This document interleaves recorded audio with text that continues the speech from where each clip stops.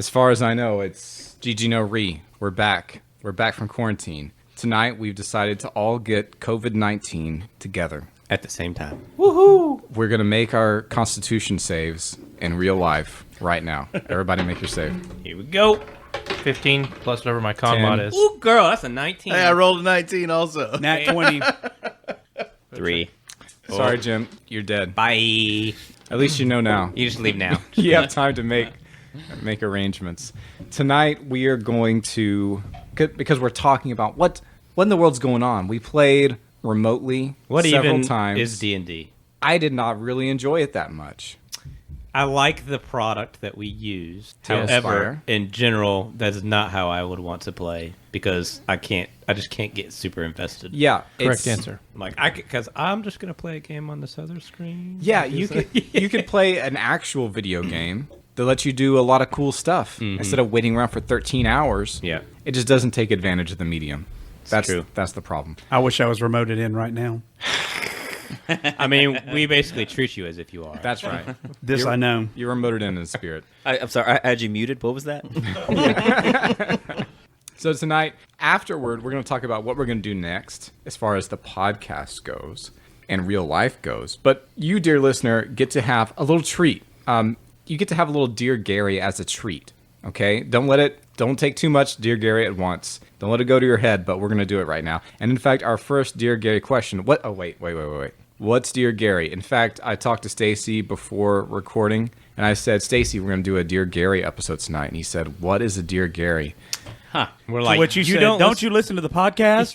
Yeah. To which I said, I've listened to parts of it. And he said, what's a podcast? And we said, okay, boomer. Yeah. You just kind of called him out. That's great. So that's what I have to deal with. Then he hits you with so many minion memes. I don't think I've even seen him on Discord since the Minion meme incident. I don't post anymore on this since the Minion meme idiocy. He really got that was a seminal moment in the podcast. Yeah, it was awesome. Yeah. Talked about it for days. Yeah, we did. But tonight we're going to talk about the problems that people have with RPGs and what we suggest to do about it. That's our advice column, our D&D advice column. Dear Gary, as in Gary Gygax, as I explained to Stacy. Here's our first one from a listener. GG No Re. Well, this isn't quite okay. This is a hybrid episode. Okay, so it's Dear You're Gary. changing things on me now. What I appreciate from you guys is your flexibility, your adaptability, your ability to think sideways, out of the box, laterally. Okay, this is part of that. So I know you guys are going to perform at a Nat 20 level here. After we talk about these things, we will talk about Dear Gary until we get tired of it. Then we'll just stop abruptly without outro music because I can't be bothered. Oh my. First, we're going to talk about some topics. Okay, GG No Re. I'm reading this number here. 5 years on. Wait, the podcast? Yeah. Surely that's not right. I thought it's been it feels like way longer. I believe it may be accurate that GG No Recast has been going on for 5 years. I don't want to Sounds right to me. I've been here for 3. Have you really? Mm-hmm. Started playing 3 years ago this July Yeah, that's weird. when it was fun. Oh. I feel someone is on blast here. Who could it be? I don't know. So, GG No Re, we're 5 years. What do I have to say about this? I'll start. We started talking about and playing. What, John? Have you verified this? 2015. 2015. The first episode aired May 8th, 2015. Bro. Wow, we just celebrated our 5th anniversary. No, wait, May, June. Yeah. Wow. June is after May, it turns out.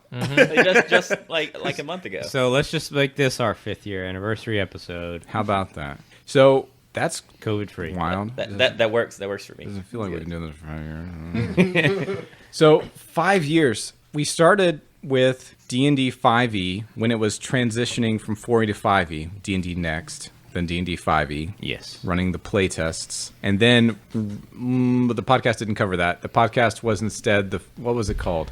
So The first one that we did. Yeah, was it was the That's Inconvenient Berries. Yeah, But what was that part of?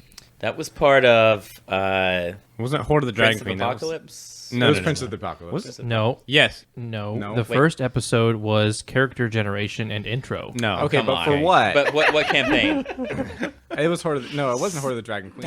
It was a princess. It was the Princess of Apocalypse. Prince of the Apocalypse, The yes. Prince It of was Apocalypse Princess. was basically like a Temple of Elements of Evil type redux. Correct. Okay. Yeah.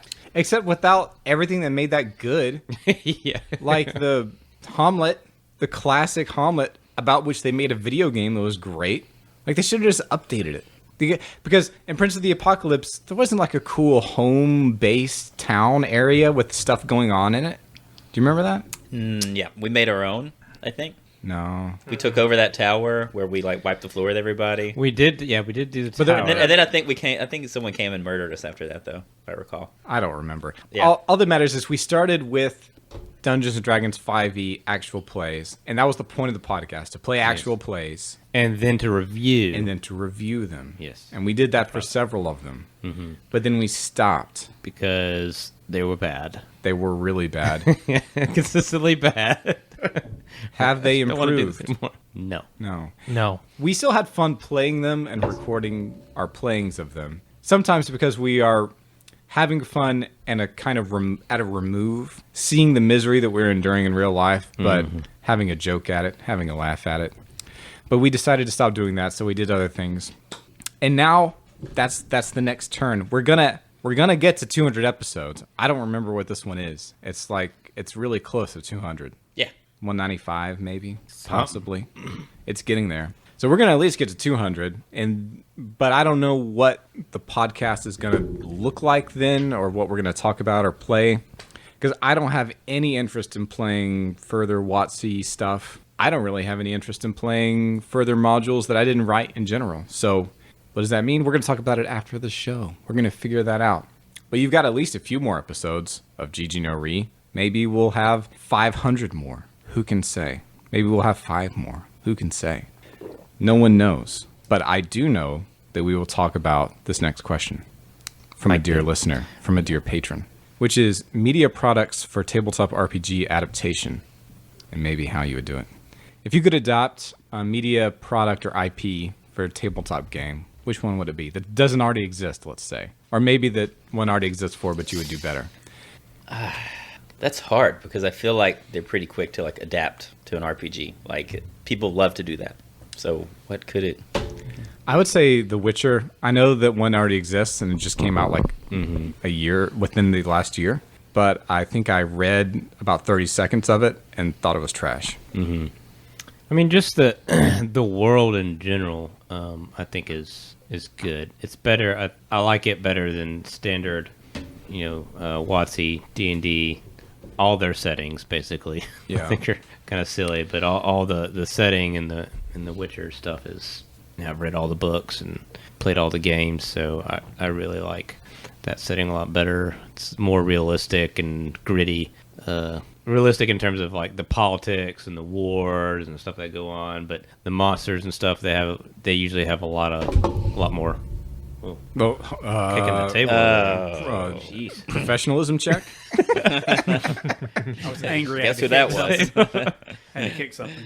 And of course being a Witcher, either you could either be a Witcher, which is going to be, you could either be all melee focused, you could be melee / magic focused with the signs, or you could try to bring in the sorceresses, the magicians. I mean there are male sorcerers too. Are there? Yeah. Totally. Yeah. In the games they're not as prominent because of the time at which it takes place. Okay. And I've only read a couple of the novels. yeah, so the Witch's Lodge is predominantly female led at that time, but if you read the novels and stuff, there are lots of If you read the novels. male sorcerers and magicians and stuff too. But yeah, so you could have a totally magic class using that, but like in the mechanics of how the magic works, I think there's probably something cool you could do there with, other than just having a component. I mean, there's components, but I feel like it's a lot riskier in the Witcher world in terms of when you're casting something, like riskier to your health, and the weird effects that could happen by casting something that could, kind of like the Chaos Wizard? What is it? There's a class, a sorcerer. There's like a sorcerer subclass in D&D 5. It's like Chaos or something. No, wild magic. Wild magic. Yeah, Yeah. that's wild magic. So the wild magic, they have a table of like a D100.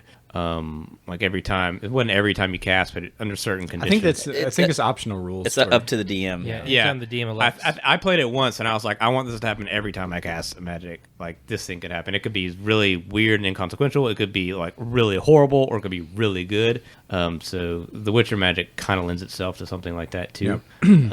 And then of course all the monsters are all fun, and they have a little logic to them. So you're right. That's a great thing that could be adapted. The I don't remember who made the Witcher adaptation that's most recent, but it seemed really lame to me. There's lots of extra classes besides Witchers, like beyond Witchers and sorcerers and witches, and that's dumb. Yeah. I don't want to be a bard. I don't want Dandelion to be a PC. Yeah. He should be an NPC. Who cares about him? I kill him. I kill him right now. I'm killing him. No, but he's He's going to dead. make sure that coins. I don't care. Coins get tossed. I to don't you. care. You I want don't- those coins? I don't want those songs.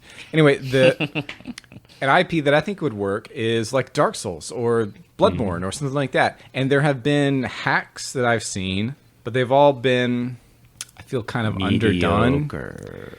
Yeah, they're like one pagers or just 5e conversions, which doesn't affect the structure of the game. It's just like mechanics. Oh, if you use a saw cleaver, it's +1 to. Who cares about that? That's not what the game's like. So I think a full structural conversion into a Dark Souls kind of thing would be really cool.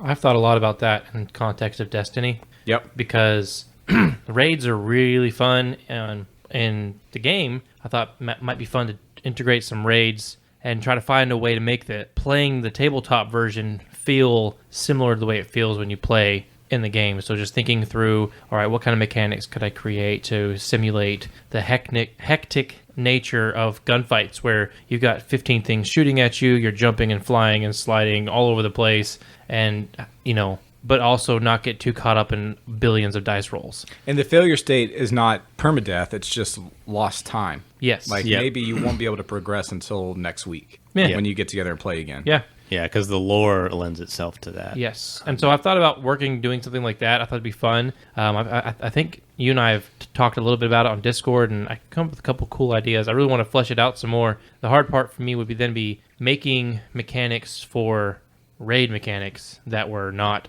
boring. Yeah. and Well, I dumb. mean, they actually have, particularly. I mean, obviously there are good raids in Destiny 1, and there's some in Destiny 2. But now they have raid, which is your full 6-man. Like this is the in-game content, which all kinds of crazy puzzles. But then they have mini raids, which they call dungeons. Mm-hmm. So Didn't they already have that I did like, some dungeons. forever ago? I did. they haven't had it in Destiny 1, but in Destiny 2 they introduced it. and Taken. No, not Taken. There was a Taken one towards the beginning of Destiny 2. It's the Whisper of the Worm was the first That one. one. Yeah, I did that one. Yeah. I tried to solo. It was It's hard, yeah. So there's 3 or 4 now, and they just released a new one this past week with the new season. And so each one it's a 3-man thing, so it's basically a mini raid, but it has multiple stages, and they have mechanics that they introduce to you. So the dungeon has its own logic to it, and the actual lore that you can care about or not care about, and a reason behind why is this mechanic this way, and why are the puzzles this way,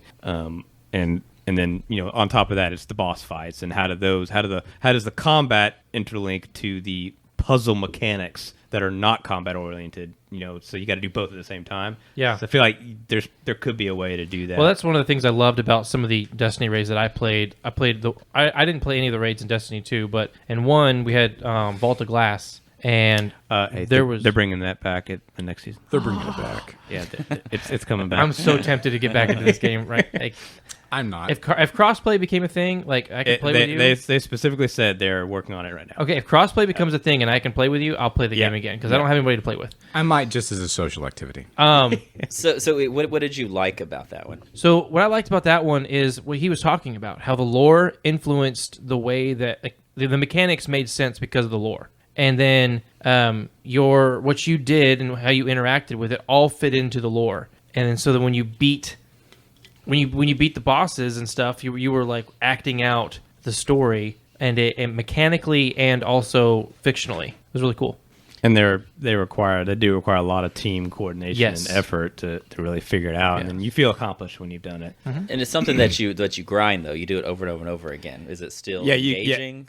Yeah, See what I mean? Like you get Yes. At that because of the point, mechanics of it. yeah, at that point you feel like you've progressed because you've gotten good at it, and it kind of becomes second nature. But the grindy aspect is more because you're trying to complete this top tier armor set or something that's unique and it only drops in the raid or something. And also, it's really fun to take another person through it. One of my favorite things to do with the Sherpaing raids, people is That's fun. fun. yeah, is to do it and then not tell them how to complete stuff. And just kind of let them try to figure it out. And if they can't, then we give them hints, then we help them out and we do it. I loved doing that. I didn't want to just go in and say, okay, now do this, okay, do this thing. That was boring. You don't get the mystery and the funness of trying to figure out, hey, don't shoot the Gorgons, because if you shoot the Gorgons, it's over. So, do you think that there is space, a game that could be created such that it's fun to grind, do over and over and over some kind of scenario? Tabletop? Yeah, that's the thing. Yeah, Tabletop, that's I don't tricky. know. I don't know. Can it be done? You bring new people in. You're a person who's geared up. You have armor. You have experience with it. But maybe there's still stuff you could flesh out about the scenario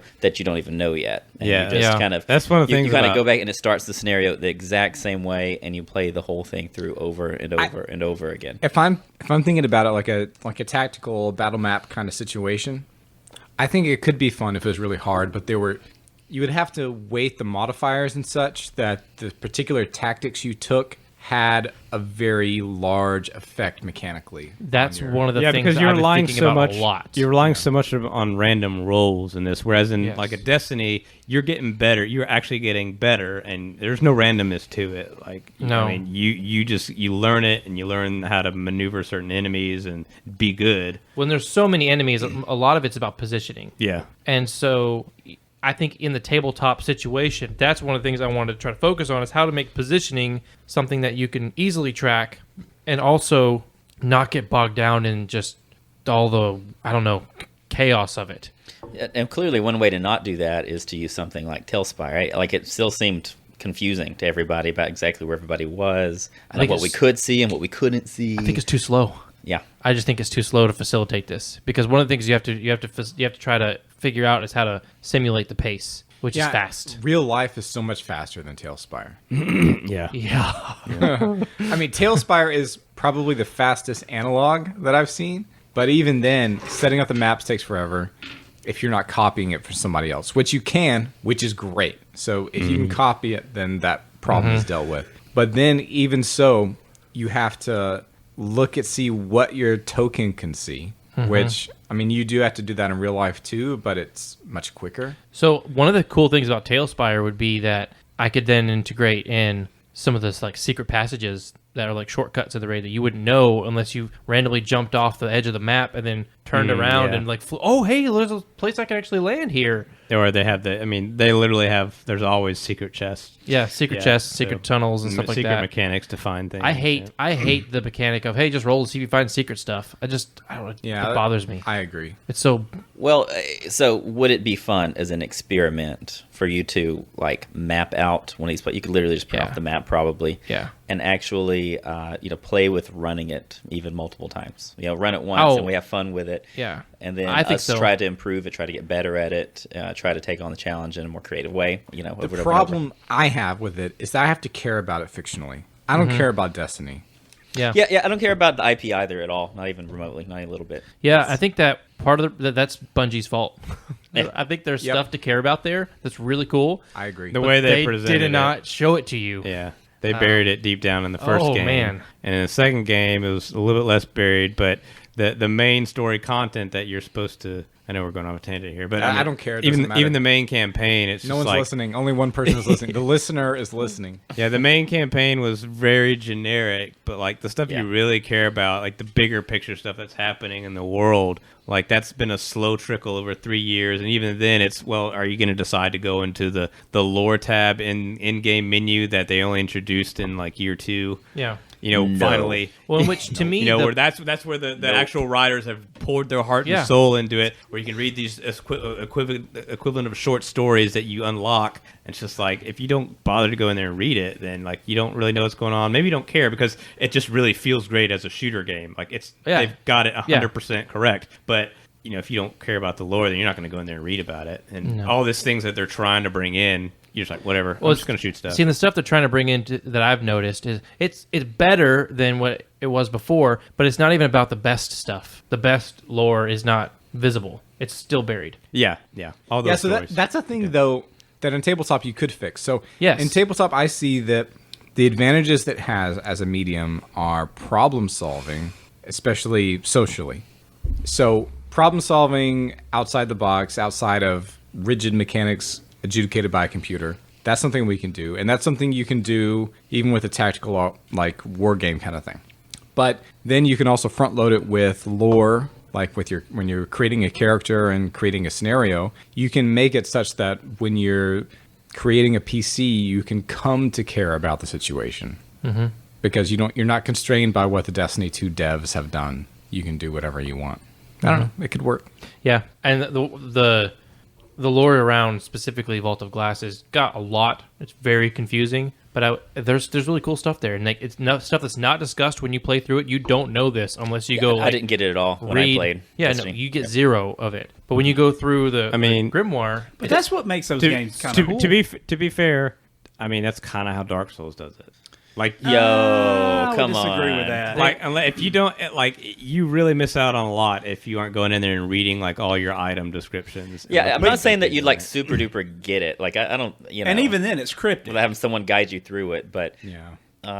Having played that's both that's a happening lot. in game. Yeah, I think they're very similar in this way. That's happening in game. So you could just take and it's not like you're reading a short story when you're reading those item descriptions. You're reading a few sentences. So you pick up an item, you read it. You pick up another item, you read that, and then you pick up your 50th item, and it relates back to something that you picked up, the first thing you picked up, and then you can start piecing these things together. Most people don't do that, though. I think it paints. I think it paints a people memorable picture, but it's impactful. But I don't think you actually understand what it's about when you. No, finish you it. don't. You don't. No, I I'm not didn't saying, understand any of them. I'm not saying you do, but it's interesting to see how people start piecing those things together. But in Destiny, if the lore's not carried out in game, and I've got to beat the game, not knowing what the crap's going on. No, it is. I'm just saying. And then, but to get anything, I've got to go read a short story that I unlocked during the end. Well, that's what y'all just said. Well, No, I'm saying like there's the story campaign of here's what's happening now. Here's your immediate point now. Yeah. If you want to really flesh fight. out this world, you want to understand about like there was this character who was mentioned in this one scene about something.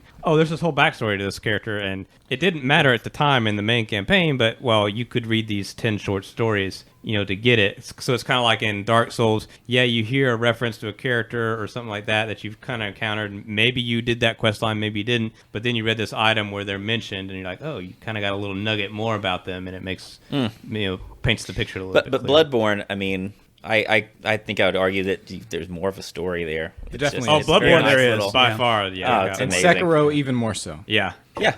It's very hard to miss the story generally in Sekiro. Yeah. Unless you're just not paying attention to cutscenes. Hey, you and just there to dialogue. fight stuff, man. Yeah. Hey, you know that ninjas fight all the time, right? That's not what it's about, Tim.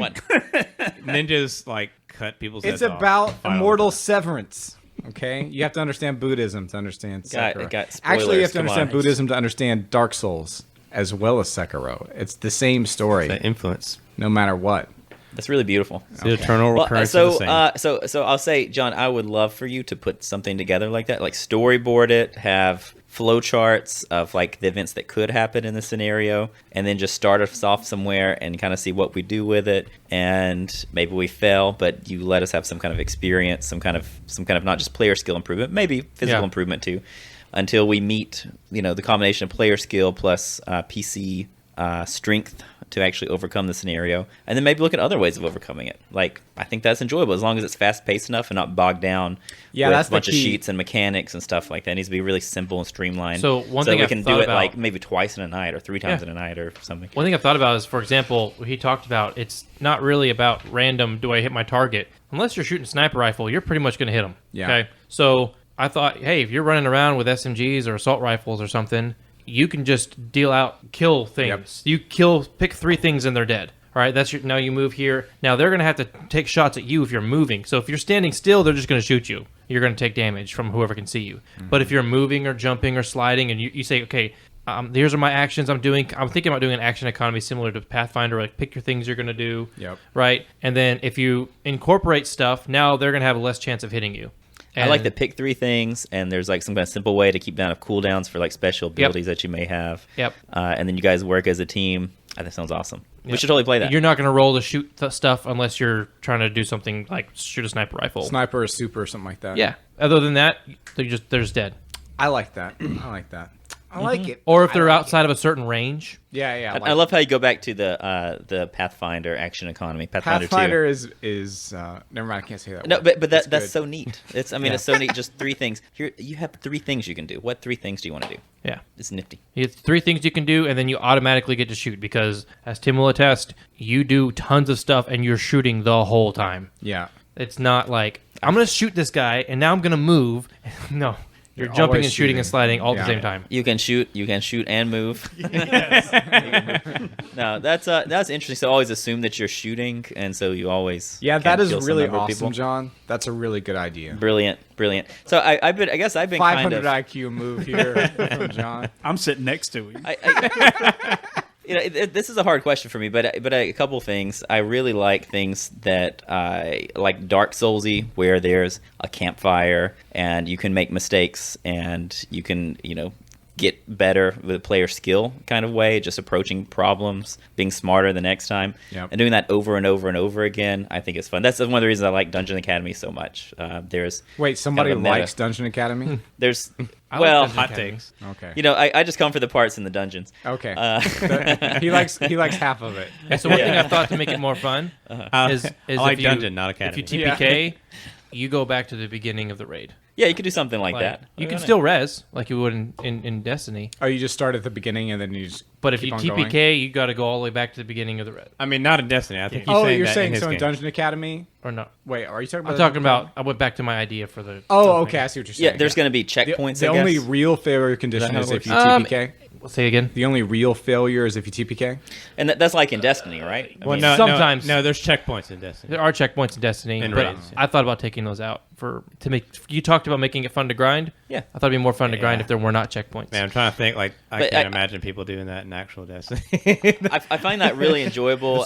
It's called the Nightfall, like original Nightfalls. They have that. They still have that condition What? where it's if you all TP, you can choose to use that negative modifier. Like you all die, you go to orbit, and you got to start over. Yeah, they do Nightfalls have used that. to be really hard. Yeah, I I don't know like nothing about that. I don't like playing that mechanic. I'm like I don't bother. They took a normal strike, which was a 3-man little Uh-huh. mini raid kind of thing, and then made it harder. Gave modifiers to stuff, so like the Buff enemy the grenades do enemies, damage, you know, stuff like that. extra grenade damage for enemies, or they take more damage, or whatever. And then they say, oh yeah, no respawns, so if someone goes down, you have to get to a checkpoint to come back, or there was a cooldown, it was a long cooldown on yeah, resing. it's like Yeah. 45 seconds or something. Long cooldown on resing, and if you TPK, it kicks you back to orbit, and you have to start the whole thing over again. Yeah, as opposed to checkpoints. Well, Nifty. yeah. But anyway, I love that idea because it does encourage people to be less risk averse and to try things Be out. more risk averse. Oh, more. No, less risk averse. Less averse If to you're risk. yes, if you're allowing people to respawn over and over and over. Oh, I Yeah. thought you meant putting a long cooldown on respawn makes you more risk Yeah, averse. and the Oh TPK. no, I'm just picking up the thread that I was talking about. I was barely listening to the Destiny Okay, stuff. professionalism check. Yeah, not gonna lie, barely listening to that. That's good. I was like, yeah. Yeah, The okay. less No, that's the less great. you listen, the The more the more you have The to more learn you later. learn. I mean, I feel like I already have felt like the perfected raid experience in World of Warcraft, Yeah. and Different kind of raid. I love you walk in World of Warcraft and it's like an seemingly insurmountable problem. But this is back Like, in 1996 Worldcraft. Yeah, oh my, right? yeah. There's like no way that you could possibly beat this scenario. Like it seems so impossible. And then you work together as a team and just brainstorm, come up with all kinds of weird stuff, and then you beat it. See, and that's- then you go from beating it to even more than that. You master it, and then Yeah. it becomes trivially easy, and you can do it with like a team of 5 people that it took 20 before. Well, I mean, that's what Destiny raids are, because you eventually get people being like soloing the 6-man thing, you know. Yeah, but the thing is, like, my big problem when they leave the background out of the story. So, like, there was a reason to go into the Vault of Glass, and you went in there and you did the thing. But then when you go read later and you find out who the boss is and, like, what he's capable of, you're thinking to yourself, how in the world did we kill this thing? This is like a god. Like, what just happened? It's so that doesn't spoil it for you, or You're all gods, all of you. And it's sons so of the when you Most talk High. about an insurmountable force, you walk in like if they would have presented this is who Atheon is, Yeah. you'd be like, oh shoot. But we then can't if beat you this went guy. in and then you failed like 40 times in a row with Oh, like we 20 did. other people. Oh, Not okay. 20, but Maybe that's 6. true. No, Okay. seriously. I hear you. If you do it with a fresh team, it could take you a couple weeks to get through sometimes in the old ones because it took so long to level up and stuff. Yeah, it was really, really, really hard. Yeah. Okay, There's no we've raid got- experience better than that. We've got one more question to get rid of this first deal. Are we done? We're I'm not gonna done. say one more thing. Okay. Okay. Before we go on break, we've got one more thing. Okay. The other idea that I actually really enjoy is something like a My Hero Academia type Okay, thing. we need to stop there. We need to take a break. Boku no Hero? Attack on Titan. Taking a break. Bye. All right, everybody, stop laughing. I don't hear anything. The fun dial is back down to 0. Hey, But nothing. we're not playing a game. I got thought that nothing. only happened when we're playing a game. No, we never have fun here. I don't hear anything in my earphones. That sounds Does like anybody a else? personal. It sounds like a I you problem. hear it. You ever considered solving your own tech problems? Thanks. Not like you do that for a living or anything. Tell you what. I'll tell Solve you tech what. problems.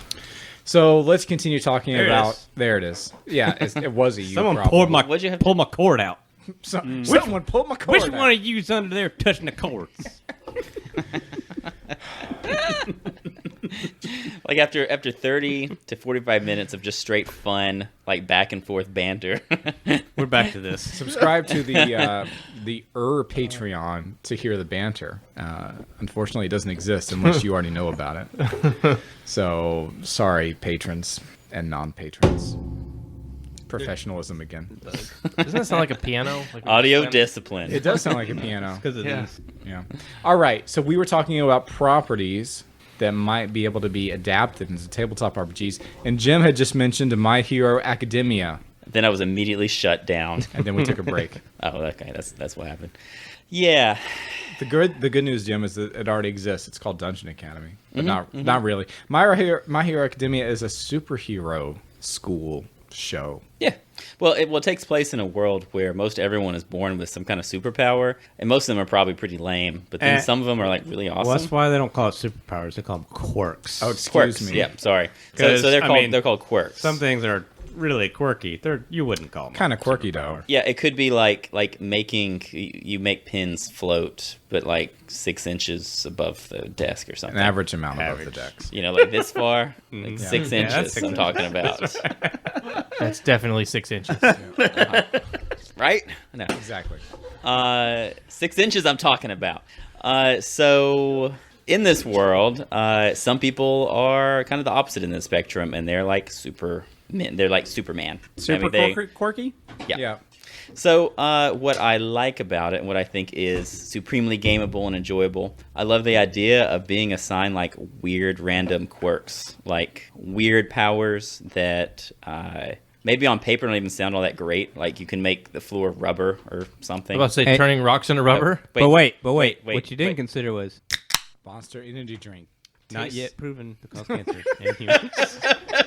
It tastes And okay. We have They the have- classic white Monster Energy Ultra, low calorie or no calorie. What is it? Is it low calorie? This It's is no zero ca- sugar. Well, I think it says like 5 calories. Zero sugar per can. But what? 10 calories? 10 calories, sorry. Okay. Low This is my new calorie. favorite monster. What is that? Dragon tea. Yeah, How many calories? But it's not carbonated. good. Do you remember the Numa Numa song? Dragos tea dente. 20 calories. Mm, Two you remember serving that? it's sizes, like, so it's like 40. twice as many. It's like I know. It's- So, did you walk in with the new blue can, the Fiesta one? I did. Yeah, those are pretty good. Yeah, I called him like seafoam or teal. Have you Sure, had the sure. Paradise one? What color? I'm colorblind. Pink one? I don't know. There's pink ones in here. They are. It's on the spectrum, I would say. The color spectrum. Yeah, so I think it tastes kind of. It kind of reminds me of like do you know. green one. So do you know when you're at the beach No. and there's I don't know sunscreen? that. I know. That's why. Yeah, you have no frame of reference. Nope. It was a joke. It's like, what's the beach? I can't even understand. But that's exactly what it smells like. It smells like sunscreen, like Hawaiian Tropic, or that's what it Yeah. tastes like. It's like it's fine. You know what I'm sad about? Also going down this rabbit hole again. Trail hole. Trail hole. Whole trail. Is that John introduced me to those jalapeno strawberry rains. Yep. Like they are never in the gas station when I go right by my house anymore. I Or if know. you go to the Find them there. Chevron, Do you go to the Chevron? I'm going to Close the my Raceway. place. The Chevron by your place, they have them? They always have them. Oh, okay, that's where I need to go. Yeah, they're They're crazy good. they are.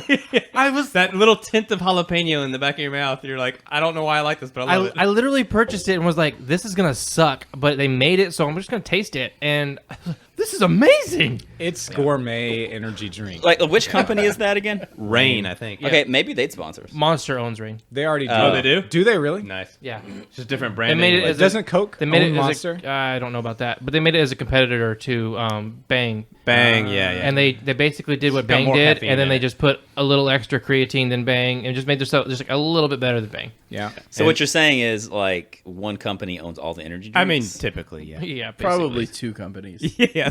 Pepsi. Yeah, that's what I understand. Like everything And in the middle Brondo. of the everything in the middle of the shopping market, that supermarket there is owned by like 3 companies. Yeah. You know what? What really kills me? There's only an illusion of Do competition. you remember those gross I mean, it's competition. It's Do you just remember very those little gross- competition compared to what you thought it was. energy drinks I used to bring Illusion. here? They were like $1. Spider. The Tricks. spiders. Yeah. They don't carry the no cal version anymore. Aww. Oh, so So I sad. just don't I get don't 'em. even care. Yeah. I just don't get No, actually, Probably people who drink spiders don't care about calories. Throwing it out there. Probably what It's not an added value proposition for them.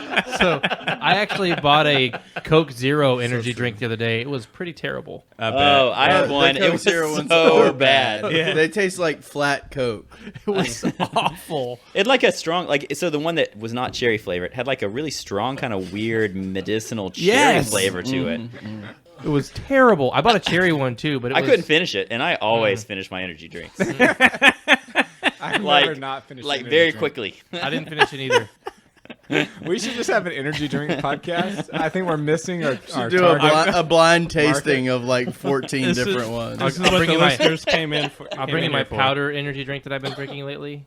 Real talk though, that's probably great content. That is the next episode. We all have to bring a different energy drink. Oh, and heck yeah. blind taste It's test so it. good, but I drink. I love like, it. like a I'm pixie always stick tasting sometimes. them. I like stick my finger in the powder and like eat it and it's yummy. Oh man, John- you're doing that John's crack doing on. vines of his That's powder. meth. Okay. Again. Real talk. You guys ever had like lion's mane, like tea or coffee? No. Like No. the Or the mushroom. supplement? Oh, what? whoa! Do The mic, Professionalism. for the first time. that has been hanging there for The mic years. stand has fallen. The mic stand has fallen. I repeat, think the it's mic broken. stand has fallen. It's broken Mic down. too. Mic I don't think down. it would have fallen like that if it Mic had- down. unless it had broken. It's just the angle it was at. Okay, Listener- will it stay? You're listening in the Whoa. same. No. What happened was. Do you need another one You got of some those? duct tape? You got a clamp? Okay, we're gonna take a Yeah. break and fix this mic. Hold up. Fun repairs have ceased. We're back to zero fun. My Hero Academia as a tabletop game. Jim, did you have further thoughts? We were distracted by energy drinks, but now I think we're back on track. No. Okay, great. Just kidding. Yes. Oh, yeah, okay, of course I great. do. Gosh, I could do this all night. So what I like about My Hero Academia as a gameable thing. Okay, we talked a little bit about the history of it. So everyone, so the game would look like everyone having a quirk that may seem useful or may not seem useful, and then you just have it. You know, you're level 0, you just have it. It's just a thing that you have. And then you have to go do stuff with this weird quirk, and they're simple. It's like, you know, this thing always happens. You always make the floor into rubber, and you could set some kind of parameter on that, I guess. It could scale somehow. You can do something fun like that. But then you all use your quirks together to solve problems and do things like that. Yeah, they're not I think it's fun. balanced. They're Would not you- balanced at all. Yeah, forget balance. Yeah, Would you randomize the quirks, or would you have people being able to select them? I think it'd be really fun to randomize. Yeah, because otherwise, like, everyone would select Todoroki, like, being able to do fire and ice, like, together. He's, like, so much more powerful than the rest of them. Mm-hmm. Except maybe Deku, but, I mean, he's kind of... You think he's way more powerful than Bakugo? He's inconsistently. Yeah, he's more powerful. inconsistently powerful. Powerful according to the needs of the plot, basically. Yep.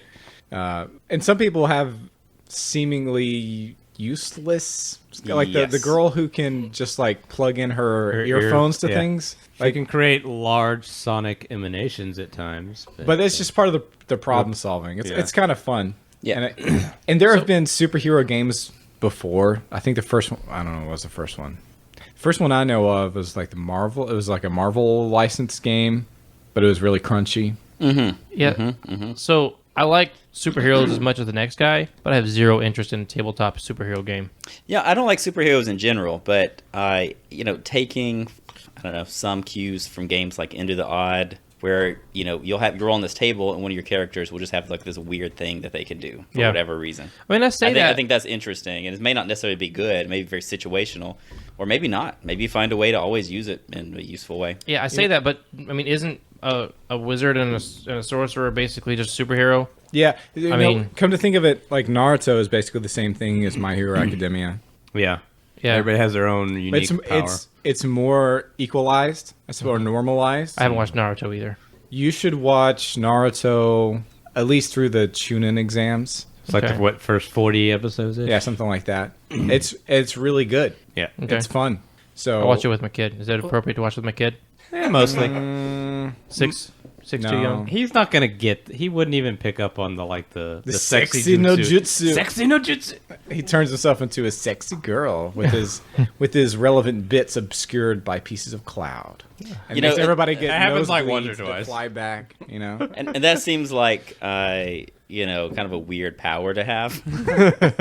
I'm just throwing that out there. But yeah, so something like that, and there may be like a interesting way to generate those powers.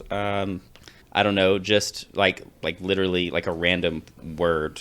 Yeah, from the internet or something, and then I think Maze Rats, and which you can is kind of work with that. kind of OSR inspired game that one of our esteemed patrons, Ben Milton, has done, has a magic system that's based on word. What do you call it? Concatenation, where you just have random words put together, and you're not told what the effect means, but you have to just figure it out based on the words. Yeah. Something like that, I think, would make sense without being super crunchy.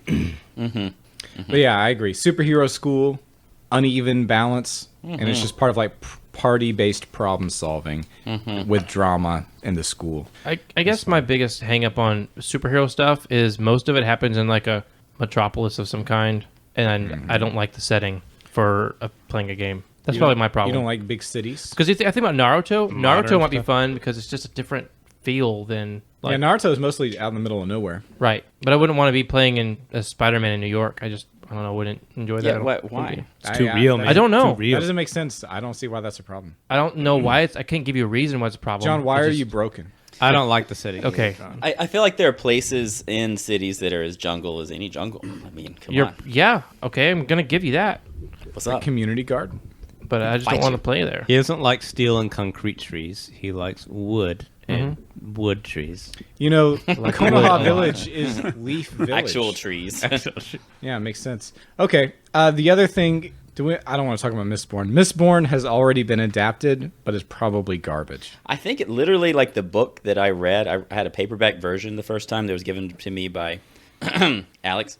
And you know what? Only true GG No Re fans will get that reference. It lit up my life. I thought it was great. And I think in the back of it, if I'm not mistaken, there was an advertisement for an RPG product that the creator was that the author was involved in creating. Yeah, I know there's an RPG. It's probably not any good, but I haven't played it. Yeah. So if you had a magic, I don't know. I feel like it'd be really straightforward and a lot like other things. Like you'd probably have magic points of some sort because you like have to burn your. I don't know. Do you remember, Tim? You have to burn your. What is The it called? elements, or yeah, I remember. You have to like burn metal or eat. I remember like, Alum- Yeah, you have to burn metals. I remember And allomancy. and I think it changes based on the kind of metal you burn. So that would be your resources. And the powers, what I find interesting about that is that they have a lot of flexibility in their effect, and they're used in a lot of interesting ways. So yeah, it's really cool. I totally was blanking on what we were talking Exactly. about, and then I realized worry about it. Mistborn, and then I don't know how it just didn't. Have you I started. read Mistborn? I started the book and hated the aesthetic and stopped. I hated it. So I finished it, but hated it. I did start the other one though. He finished. Daniel finished the first book. But not what's the Yeah, other series? finishing an the other entire Sanderson novel series? is enough reason to hate something. What's the other big? What's the name of this? The Stormlight Archives. Stormlight Archive. Yeah, I've read all the ones that are out, and they're okay. Do you want that to be a game? I feel like that's just D&D. Isn't it just high level D&D? Yeah. Okay. Hey, you know what I would love to see redone? What? Forgotten Realms. Done well. What do you mean, Can it? like a D&D campaign or like a book series? Do you mean like the video game? I'm talking about the campaigns. world? You said What do you mean a campaign? Do you mean Forgotten like Realms the- is like all a the Forgotten world. Realms campaigns suck. That's what we said earlier. What do you mean by campaigns? Do you mean like the campaigns, the setting books? Yes. Okay. Yeah. Yeah. I don't know. I haven't read any of that stuff. That's for nerds. Wait, no. I'm sorry. I'm talking about the books down here in our shelf. Those are technically setting neutral. Well, I guess Forgotten Realms is the default setting. I don't know that nothing I say makes sense. Don't trust anything I say. I think they should do an RPG based off the Last Airbender, but the live action movie, not the cartoon. Oh my gosh. There's no actual Asian people in it. Is that what? My kids started They could watching just that. call it whitewashed. My kids started watching that the other day, and they were like, "This is so good." And I was like, "No, it's not. Stop. Turn it off now." That's how you broke your TV. I took my Gotcha. son to go see that for his birthday, and we walked out of the theater. I said, "I'm sorry. I'm so sorry, son. My kids haven't. I'm even, going to go buy you something right now for your birthday." They haven't even seen the movie. They've seen like trailers. They're just like, that's horrible. That's garbage. We're not watching. That's the that. thing. Like, Well, your kids are old enough to respond that way. My oldest is 6. they are. I'm not letting my kid know about the existence of other Star Wars movies other than the original trilogy. So if you asked her, like, Ignorance she'd is say, bliss. you'd say, so how many Star Wars movies are there? She She'd would say 3. Oh, See, good job. I'm brainwashing positively. Nice. There's no reason everybody needs to know about all that stuff. By the original, you mean the prequels, right? Nope. Nope. Nope, good nope. times. It's that one where Han just like shot that bounty hunter in cold blood, right? Yes, absolutely. Yeah, the thing is, it's really hard to find like the actual original trilogy. When I was watching it with the fam, I had to keep pausing and being like, no. Okay, they're trying to tell you this is the way the movie is, but it's not. Like, this isn't really part of it. This was a later redaction by a motivated editor. You have to do like textual criticism while you're watching the movie. The absolute worst part of the additions to the trilogy is in Jabba's palace, that song. Oh, Yeah. the dancing. Yeah. Why did they do that? Why? I don't get it. George, stop. George, no, George. It was just like we were talking about earlier. You can't stop him.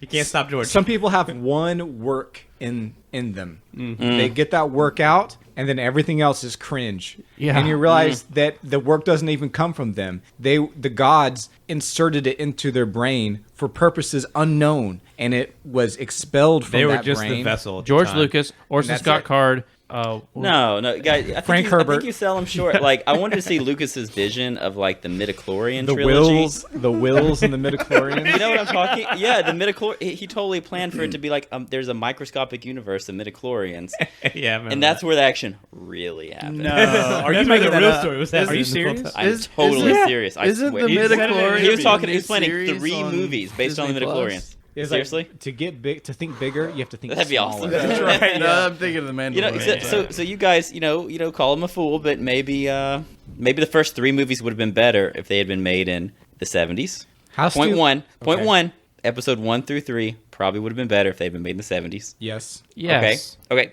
2. When he had no money. What if he actually finised the series with his vision? What if It his couldn't- vision was more complete? It couldn't have been worse than 7 through 9. That's true. No. I feel like they just rehashed the same story over and over So again. but 7 not and like 9 a fun were way. rehashes, and 8 was an active subversion. Subversion. That's Thank right. you. It was a failed subversion. Yeah. Yeah. So 7 through 9 were visually fun sometimes. Flashing lights, exploding lights. Yeah.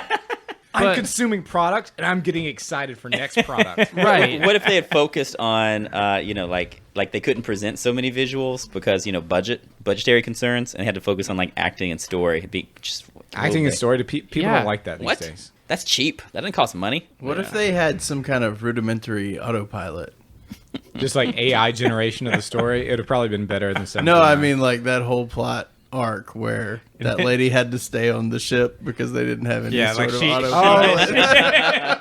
You couldn't have just beep, boop, boop, boop. Here we go. What if That's this so shit is bad. What if Elon Musk was consulted? Yeah, as the writers for Game of Thrones season 8 would have said, I guess they just kind of forgot. They totally said that. Wait, what did they say that about? Like Daenerys when she got her entire fleet destroyed by some dude. Uh-huh. Remember? Uh-huh. It doesn't make any sense that she would have done that because she would have been able to see the ships Uh-huh. and she would have known the opposition against which she was up. And So people brought this up, and the writers, they were called, inauspiciously, they were called D&D because their last names both started with D. Let's disregard that. No, coincidence. one's first name and one was last name. I don't care.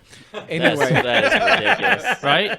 in No, some but that makes it interview- even dumber. I think it is. In an interview, D&D, Dumb and his Dumber. explanation was she just kind of forgot.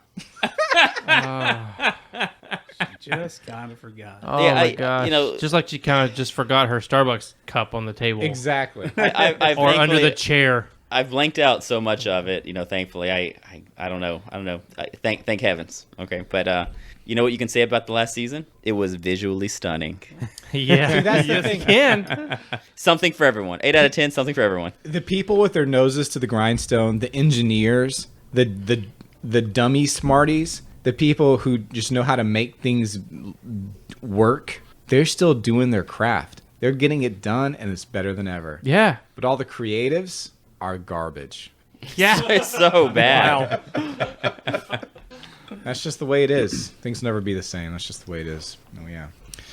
Well, we just finished our first question. Next question. Question 2 of 13. Tell me something about energy drinks. Actually, that was our second one.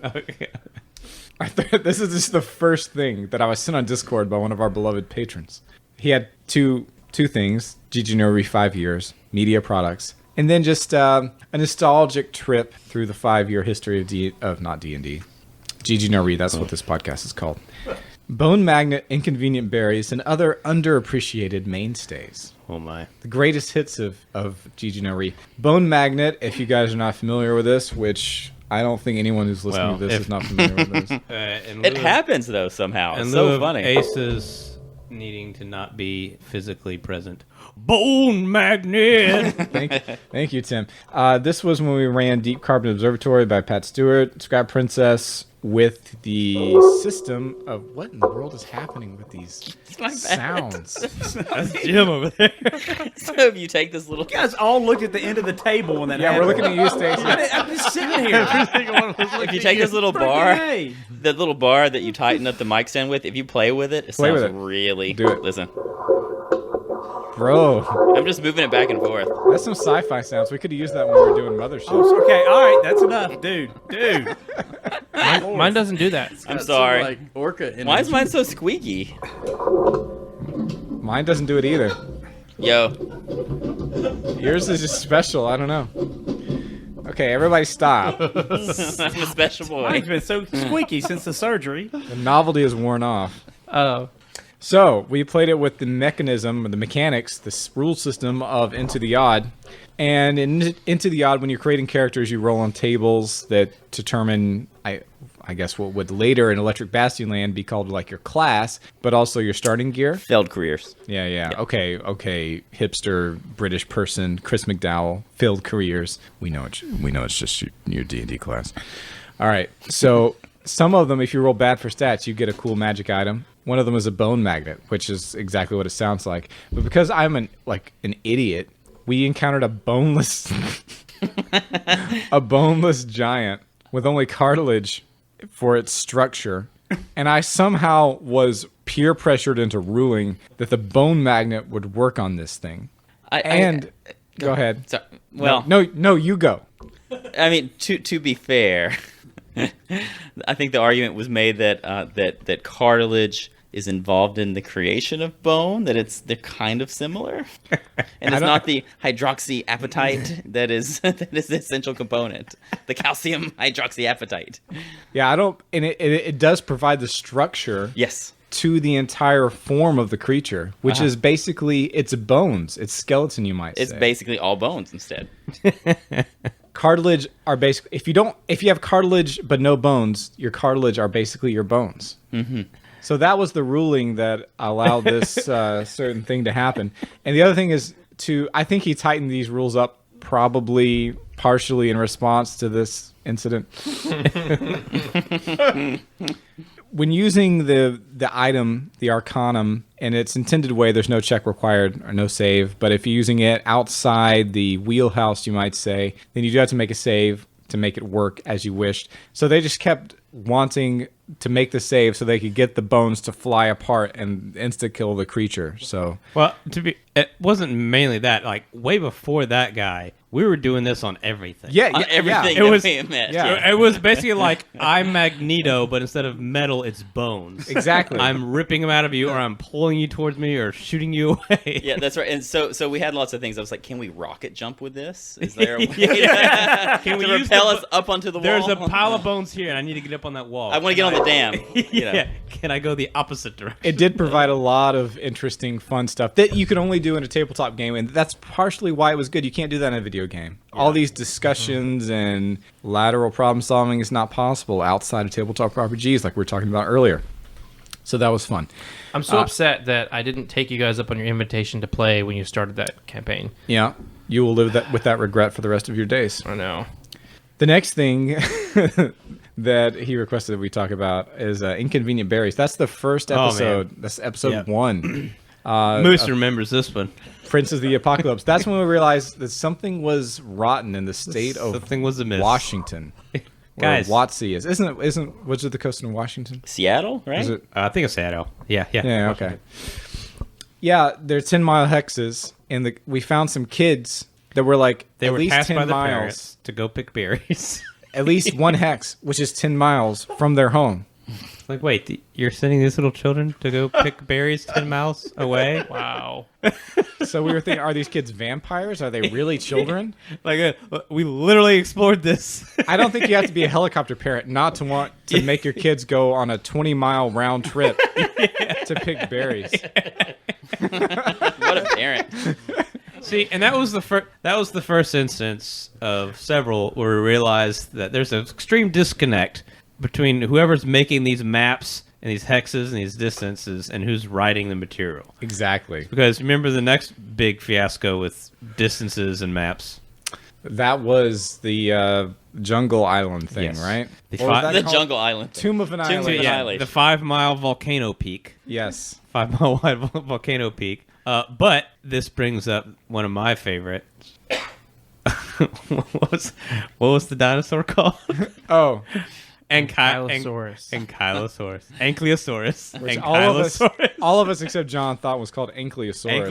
Ankylosaurus. Yeah. It was a Berenstain Bears Mandela effect, Matrix moment for most of us at the Yeah, it table. played out Like you were live. dumb, and I was like, wait a minute. Do you know what you mean? Ankylosaurus? We were saying like, no, John, what are you talking about? Ankylosaurus. That's the dumbest thing I've ever heard. I was talking about how my favorite dinosaur was the Ankylosaurus. Yeah, remember the Ankylosaurus? It's got the little mace Ankylosaurus. tail. He's like, no, Ankylosaurus. We're like, what are you talking about? You know, it's got spikes around its ankles. And if they're fat, it's a cankylosaurus. And of course, I guess that's very memorable to me because I think Daniel did a great job of editing when he was definitely putting forth the time and effort. Oh, that was the Matrix. that was the whole Matrix thing you did. It was like 2 minutes Yeah. of the Matrix. It was So like long. 10, it was like 10 minutes. You did the whole thing. It was from the not Matrix, 10 minutes. It and then, seemed like a and then long you time. kept cutting in me saying Ankylosaurus. Ankylosaurus. Because we went on this whole rant where we were like, no, Google this, and then we stopped, and I was looking it up. I was like, it's Ankylosaurus, based on how it's spelled. No alternate pronunciation. Yeah, We'll have to listen to that again after love this that, is yeah. open. I definitely recommend going back to our Tomb of Annihilation series and listening for that one part. I don't know exactly where it's near the start Yeah. of the series for sure because we didn't get It was. far We into did. that. Did we do more than one episode? I'm We pretty did sure. several episodes, but we rage quit pretty early into it. 'Cause we were Yeah, just- we just couldn't stand the hex crawling. It was so Usually, garbage. I'm just like, oh man, we're starting a new thing again. That time, I was like, thank goodness this is done. yeah. So how many times have we rage quit? Let's see. That was one. The other one, I think we did in. the newest Essentials kit. We rage quit. Yeah, with that Asa was. You That guys was rage so quit bad. temples. Yeah, We did. I think we rage quit The one you everything. did. we ever No, finish we anything? finished Out of the Abyss. We No. finished Out of the Abyss after we rage quit it. No, we didn't really finish it. We were Oh. just Yeah, like, yeah, yeah. skip ahead a bit, man. Come on, just one second. So because no one actually Fast forward. No one's actually kept up. So what really happened? Yes, we rage quit, and then we came back to finish just like the very last mission. So we left okay. like a lot in the middle completely out. Yeah. But But we did rage quit it, so Yeah. almost rage quit it twice, probably. First time I played with y'all, it was the Essentials kit. Yeah, that was Yeah. the one you And can... then I missed the next one, and then the next time I came back, it was something totally different, and I was like, "What happened to the thing we were doing?" You're like, I really don't... You want to play D&D? You're like, this is not D&D. I remember. What is We've D&D? rage quit every single thing. We rage quit Prince of the Apocalypse. Yes. That's right, because the cult, we just got so fed up with... Yep. We can't even talk to the cultists. It literally says in the book that they will fight you every They time. attack immediately. Yeah. With We- fireballs. Yeah. Before we recorded, before we started recording, we played Horde of the Dragon Queen, Yeah. which we also rage quit. Every WotC module we have ever played, 5e module, we have rage quit. Yeah, we got pretty black pilled early on. And that is not true of the 4e modules, coincidentally. Yeah. We played P1 through 3, or H1 through 3, I should say. And maybe that, I don't know, maybe at that times because we really just we were invested in, tactical combat and I think leveling. that was it. And We did weren't you really thinking about... did you take more outside of liberties that. with the story and Nope. change it for yourself? Okay. Nope. Well, maybe it's not that crazy then. If you design something to be like 4th edition-y, then you're focusing on tactical combat. So maybe you have less like random trashy battles that take a long time, and only like the fun battles. Yeah, all of the Yeah. 4e battles seem to have some stuff that's interesting intrinsically in the battle, which I think they try to do that for 5e, but not as much. Yeah. And so 5e is stuck in a kind of limbo between 4e and old school, and I don't think that suits it very well, at least in the official modules anyway. Because you can play 5e and have tons of fun with it. We've done it many, many times. But, it's all on how you work it. Well, that summarizes the first of our... Oh. Yeah. Do you have I don't know. Is this a question? Go ahead. Okay. Okay. So, what is the best episode? The single finest bit of content that we have produced. What is our Star Wars Empire Strikes Back? This one. Yeah, besides here. this one. Okay. I don't know, man. Is it more like it was like, wait, what have you done for me lately? Is that it? Like, I remember everyone likes Strong Arm Sharp Sword. Oh, God. But that's just it's why. just me and Tim and Jim and Prince of the Apocalypse. There was just 2 I players. don't even know why. Why do they like that one? now it's the adventures of Dave and Bart. Dave and Bart. I don't know So why. good. We had one That's a listener. great episode. It was a lot of fun. I think that was fun because There's a like art role playing type. yeah, it was stuff. role playing Like, and it was like you infiltration. played a character. I played a character. Yeah, it was infiltration of like a fortress, Yeah. and Yeah. you couldn't just go in guns blazing because there's only 2 of you. And so we had to do more thinky bits with your brain icicles. You know what I'm saying? And, I don't know. And I was that Bard build that I like so much. Yeah. And we won. I mean, that spoilers. Yes, We won. I know it was probably like 4 years ago, but spoilers. We won. So There was at least one listener that liked the thing I ran a lot. He said it was the best episode we had yet. That's true. And then Yeah. lots of people like our DCO episodes, Deep Yeah, Carbon yeah, Observatory. I think that's probably the...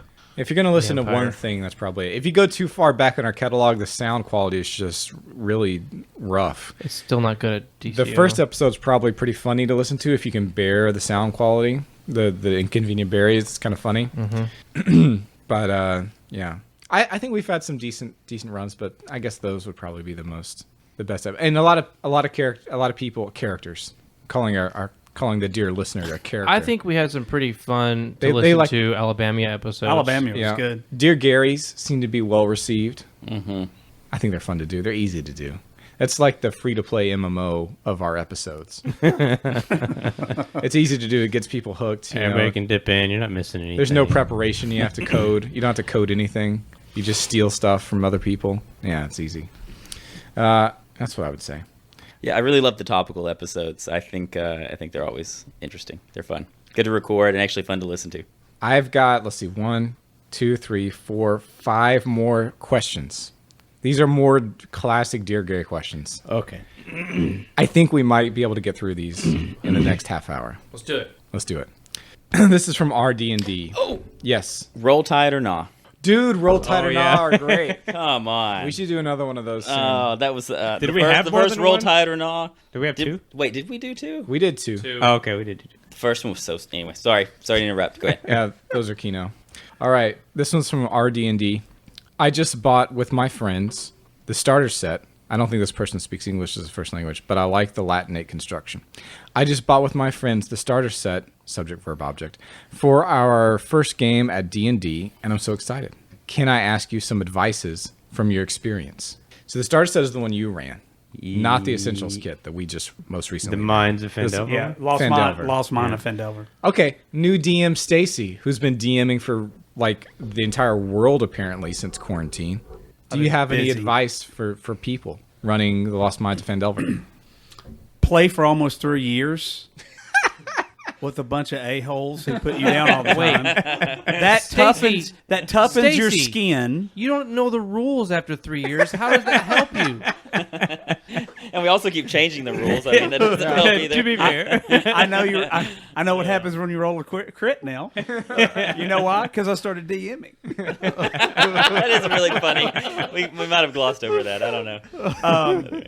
I would, as somebody who is, well, don't do it. Do it with people that have never played before, because there's no way I would DM a game with you guys. Yeah. Really? You might. Oh, be it'd be a on mass that. shooting. I would get mad and just it'd be horrible. We probably would neg you quite a bit. Oh yeah. I don't even want y'all watching the YouTube stuff that we're Okay. doing because Wait, you're doing YouTube stuff? Oh no. Oh no. yeah, but you'll never find it. Yeah, I'll find it. Logan will tell me. There's like our first stream has 9 views that's been up for 2 weeks. Well, so do all our episodes. I know people who will tell me how to find it. So, but I would just say, just have fun with it. Don't care if you screw up. Don't care too much about. And Daniel gave me some really good advice because I called him because the first time I Did did you take this, my advice about DMing in the nude? not with my 11-year-old nephew. Okay. No, I did not. Well, it would have been better. if I've you gotten in had. trouble Uncle for Stacy. that before. Oh no. But your wife was there though, right? So I was gonna teach my nephew how to do it because I figured I just thought he would really enjoy D&D, right? And so just because of his personality and so I sat down. I talked. You don't have to talk negatively about him on air. I'm not. No. I'm not. He would enjoy D&D. He's a because of his special boy. personality. But I called Daniel and I was like, "Hey, look, I'm gonna show my nephew how to play Dungeons and Dragons, and I don't really know obviously I don't know haven't memorized the rules or even 5 of the rules. So, how do I worry about this or worry about that?" And he said, "Just tell the story." And that's kind of what I was not thinking. say that at all. That is like the opposite. Can't believe that's what he You got said from it. don't let the rules and the mechanics get in the way of playing. Don't worry about them. That's like the time I talked to somebody who said, "Oh, you've read Ayn Rand's The Fountainhead." No, Atlas Shrugged. What did this person think about it? And the person said, "She just thought it was all about just like being yourself and how people can work together." It's like, that's an interesting take on it. Great. No, you did say you got to know that you didn't discount the mechanics and the rules and stuff, but you just said Actually, You didn't really discount it. Knowing He- Daniel, I feel like his advice would have been very different. he said It focus. Just tell the story and have a good time. Be not say that. indifferent. Wait. Be indifferent. I am paraphrasing, but that is Wait. pretty much what No. you said. What? Okay, I want to guess. But what did Daniel say? No, I want to guess. What? Okay. Can I guess? Yeah. Okay. Be indifferent to the feelings of like the people you're playing with and what they want from it, and just stick to the rules and execute them completely. That is not what he that's said. not what I and said. let the chips fall where they may. Oh my. I would have said that. So can we ask Daniel what Daniel said? Yeah, what I actually said is that you only need to remember one rule, and that's if you don't know what happens next, make a check against DC 10 with some ability score added to it, and maybe a skill check. That's the only rule you You did really say need that. to know. You did say that. You did say that. But what if it'd be more fun? But in to, the conversation to change we were- the outcome. Should you ever fudge No. the dice? No, But what if it's like 10 times more fun? doesn't matter. 100 times, Doesn't matter. 1,000 times. Doesn't matter. What if they rage quit? Because then you're just making stuff up. You're not playing a game. You're just that was my point. That's what I'm trying to say. I would say if somebody's going to DM unless they have really memorized all the stuff or been playing for a long time, or yeah, just all or the have a- minutia. It doesn't matter. Right. The point Exactly. is presenting situations and asking people to say Make a what they decision. do, Yeah. and that's it. that. What did I just say? I mean, You I- said that tell was the story, and that's You're not it. like just forget about the rules and just tell the story. I didn't say forget about the rules. Don't get caught up on all the minutia of the rules. Okay. That's probably what I would say. But Okay, you're going to listen to this. That's basically what I just said. It was, and I said it was a paraphrase. Anyway, that's what I did. The kid had a good time. He enjoys it, and he wants to play more. Well, okay. And so that's what I'm doing with these other two guys that we're doing the Twitch stream with, and that's.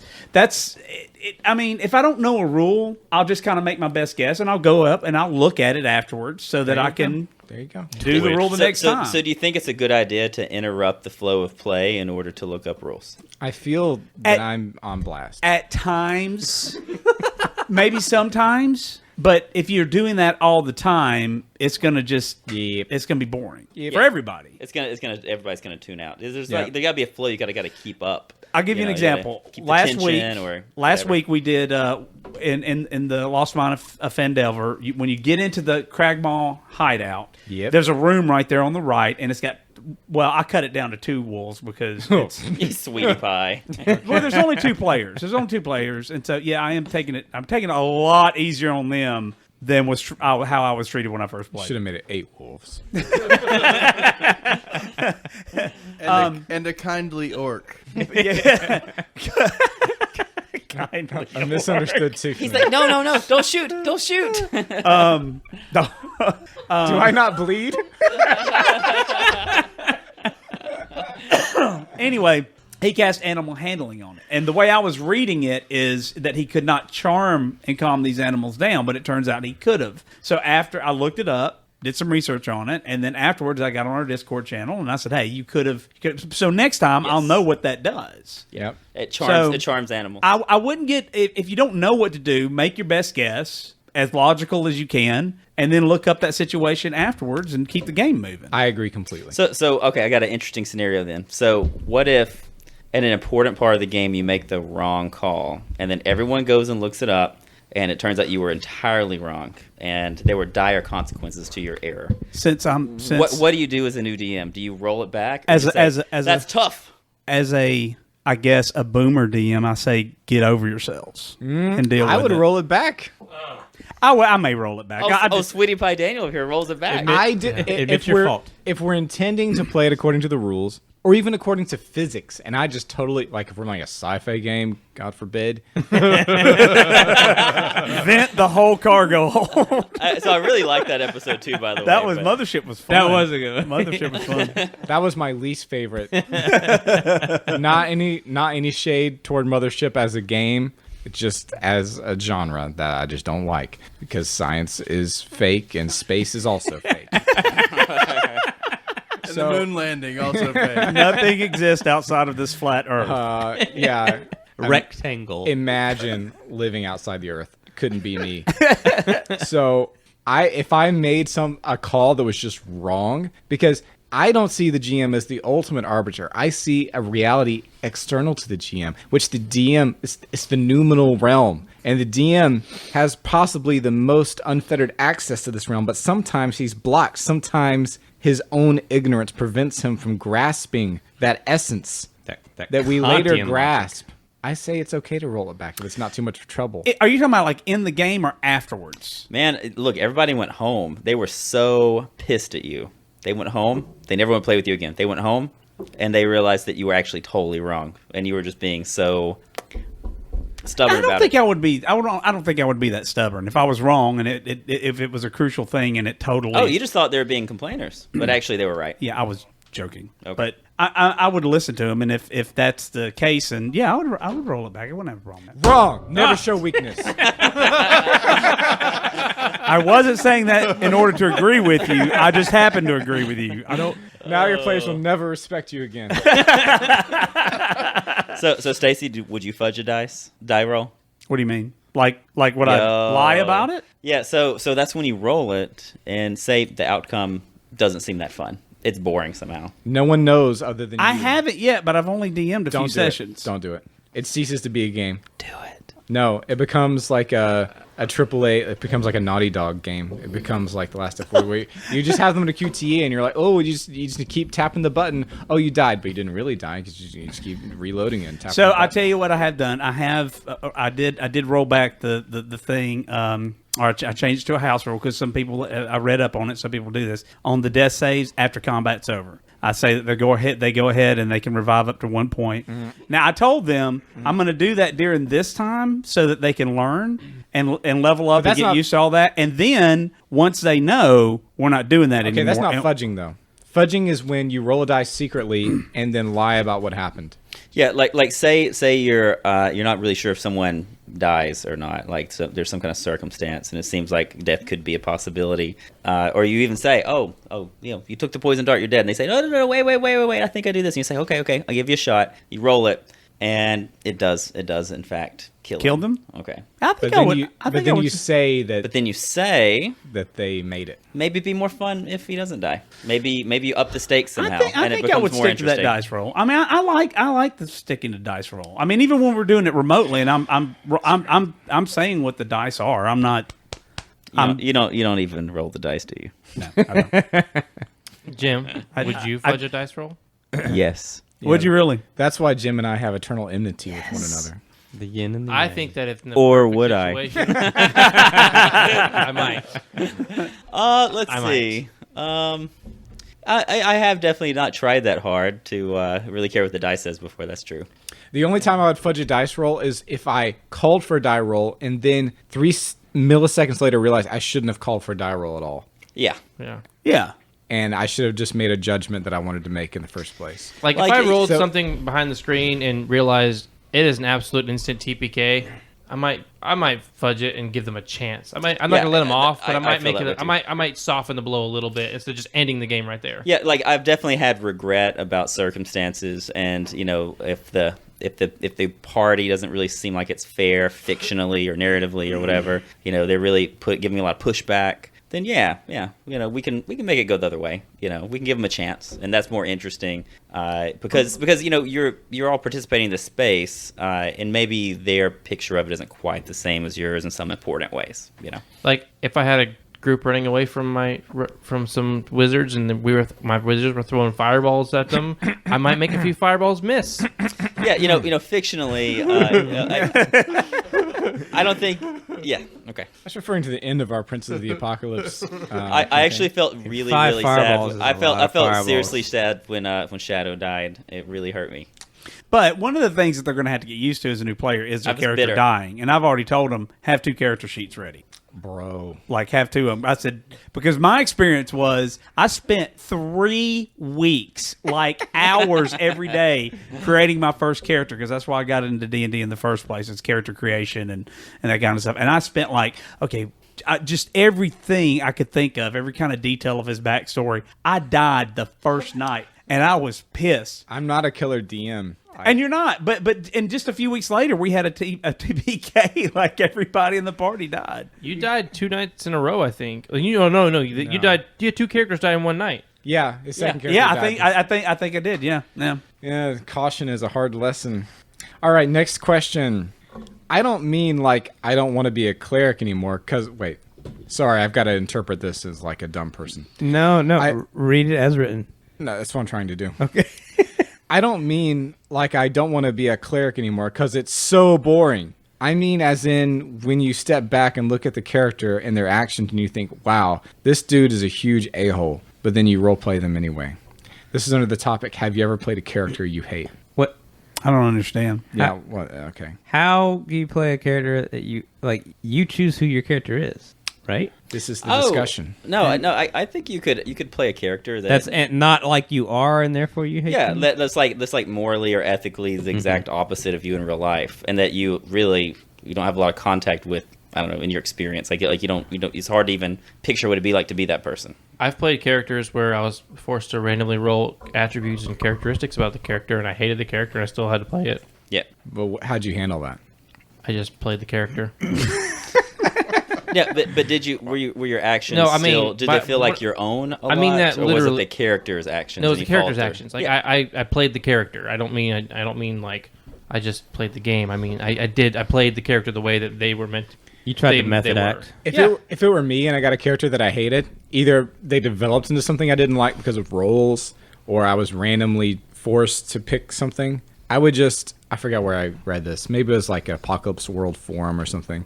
Drive them like a stolen car and just not worry about their survival. That's what I but did. just have them go all out in becoming exactly who they are. Yeah, There's- yeah, that makes sense. And the person who made me do that is in this room. He's looking at Jim.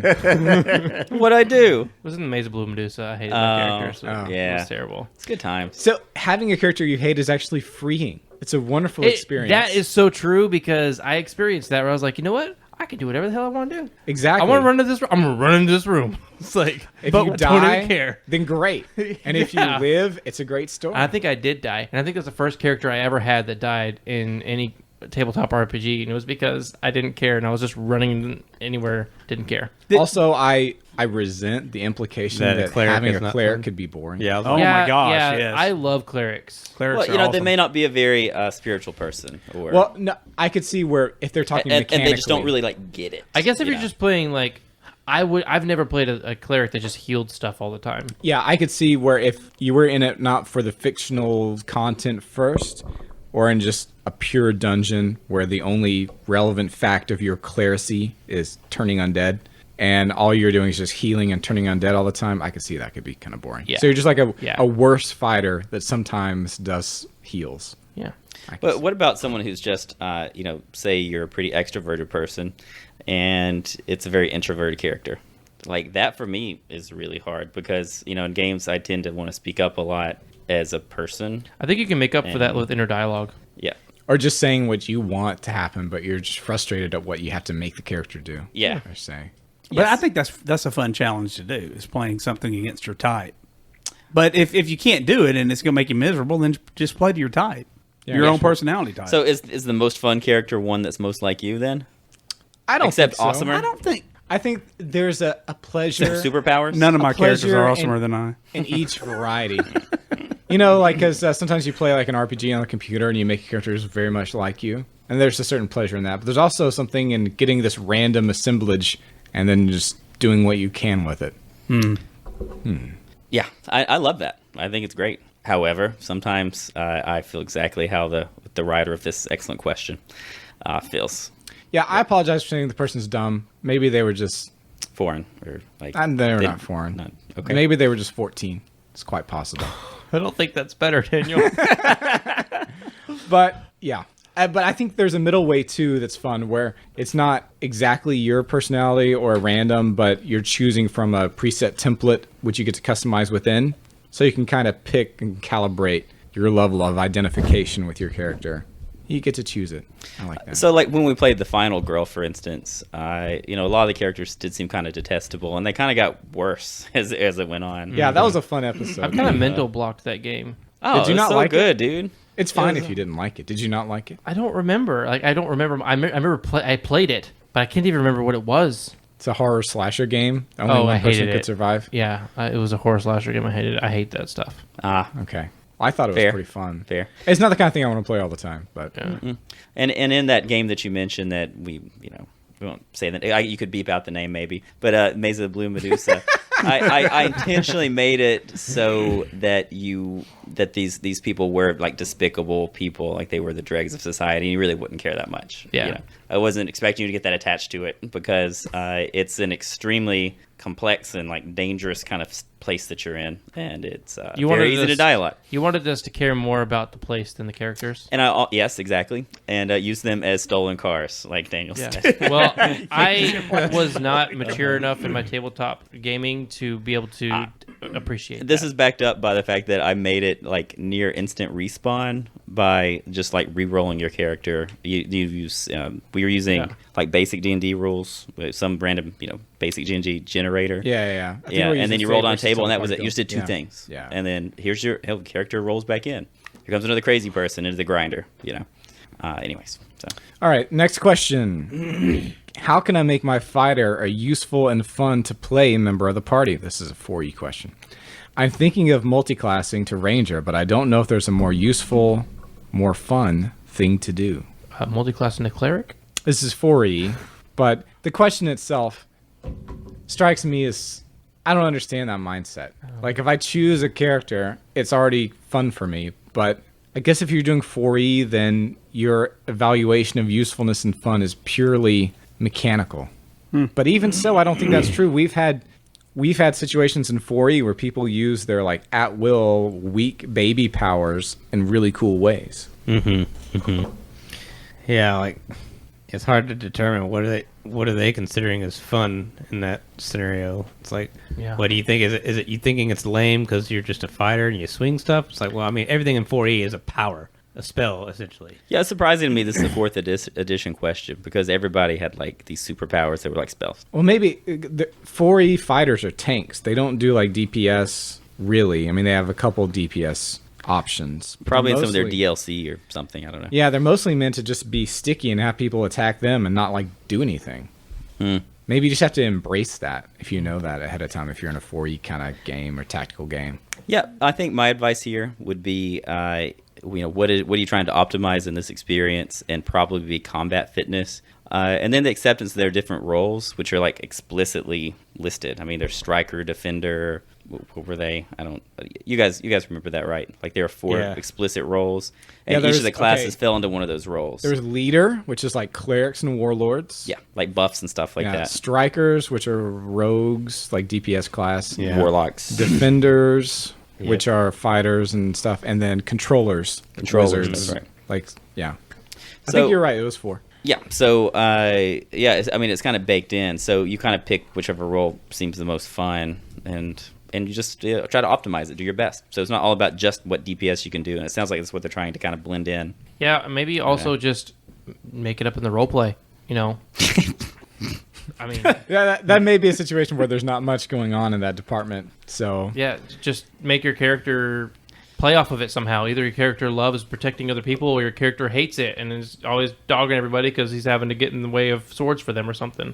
I don't know. Yeah, we've had many a night where we've sat like distracted around the table and rolled dice for like 4 hours for like a single fight in 4th edition. You know, I've definitely had the experience where I came in like pumped up. I was ready to play his character. I think they're really cool and fun. And then we grind out a fight for like, 4 hours or maybe. So maybe that's less of a symptom of being a fighter and more of a symptom of playing a grindy edition of D&D. yeah, it doesn't seem like they're not having fun. It just seems like they want to be doing a different class, like a different role, like not. Yeah, tank. maybe a striker. Like maybe that's what you want to be. Rangers or strikers. Go be a ranger then. Yeah. All right, let's move on. Almost done. What class should be my first? What class? I'm going to just edit this. What class should I be in my first D&D game? I think either a fighter or a sorcerer. What are some other good ones? Not a sorcerer. Sorcerers, that's complicated. It's a lot more complicated than fighters. I think you should always be a fighter for your first D&D game. Or Yes. be the one I was not. that seems most fun to you. I mean, I guess it depends on how much time you have to read rules and Yeah, okay. prepare. I revised this immediately. You're gonna say cleric. No, I just okay. think you should be whatever fictionally sounds coolest to you. Yeah, sure. And then just have enough time to talk with the DM so you know what you're doing. yeah, or play with a group that's willing to That help will you never happen play. Like, until you play. Yeah. And if your yeah. DM does not like to talk on the phone, that will never happen.